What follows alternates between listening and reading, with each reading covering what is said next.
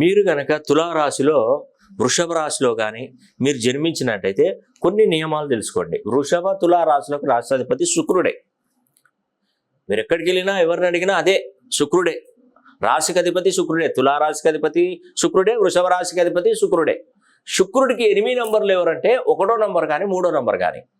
అంటే గ్రహాలలో గురుగ్రహం అండ్ రవిగ్రహం, ఈ 2 గ్రహాలు శుక్రుడికి బద్ధశత్రువులు.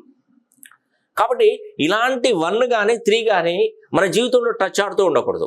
అంటే ఉదాహరణకి మనం 1, 10, 19, 28వ తేదీలలో జన్మించినా కానీ, 3వ తారీఖు 12, 21, 30 తేదీలలో జన్మించినా కానీ మనకు చాలా వరకు సమస్యల వలయంలో ఇరుక్కున్నట్టే.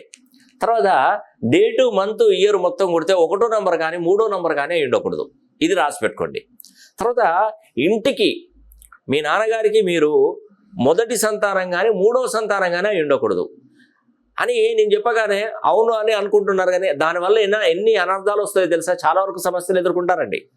డబ్బు విషయంలో కానీ, ఆరోగ్య విషయంలో కానీ, వివాహ విషయంలో కానీ, ఉద్యోగ విషయంలో కానీ ఏదైతే వీక్గా ఉంటుందో, ఏదైతే మీరు తాపత్రయం చెందుతారో ఆ దాంట్లోనే దెబ్బ కొడుతుంది. తర్వాత తూర్పు దిక్కున నివసించొద్దు. నేను చాలా మందికి చెప్తున్నానండి. కొందరు చాలా రకాలుగా నన్ను నెగిటివ్గా అనుకున్నా, కొందరు పాజిటివ్గా స్పందించి దానికి పరిష్కారం కనుక్కొని వాళ్ళు మంచిగా హ్యాపీగా ఉంటున్నారు. ఇది మాత్రం నిజం.